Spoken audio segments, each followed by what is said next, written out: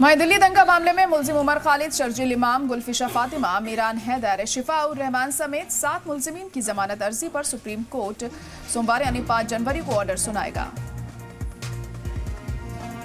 तो अहम खबर इस वक्त आपको बता रहे हैं कि दिल्ली दंगा मामले में मुलजिम उमर खालिद, शर्जील इमाम, गुलफिशा फातिमा, मीरान हैदर, शिफा उर रहमान समेत 7 मुलजिमीन की जमानत अर्जी पर सुप्रीम कोर्ट 5 जनवरी को ऑर्डर सुनाने जा रहा है। अब इस दौरान क्या कुछ होगा और क्या कहा जाता है कोर्ट की तरफ से, इस पर सबकी नजरें टिकी होंगी, क्योंकि काफी दिनों से इंतजार है आखिर क्या फैसला आता है इस मामले में। जमानत को लेकर क्या कहा जाता है सुप्रीम कोर्ट की तरफ से। 5 जनवरी को सुप्रीम कोर्ट में इस मामले में समाअत होनी है।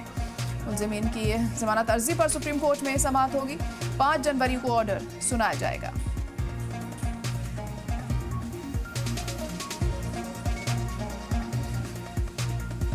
तो आपको बता दें कि 7 मुलजिमीन पर ये फैसला आना है।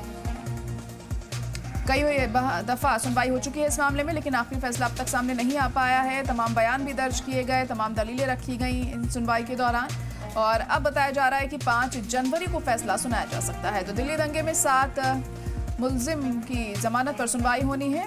सुप्रीम कोर्ट में ये समाअत होगी। उमर खालिद, शर्जील इमाम, गुलफिशा फातिमा, मीरान हैदर पर सुनवाई होगी कि उनको जमानत मिलती है कि नहीं।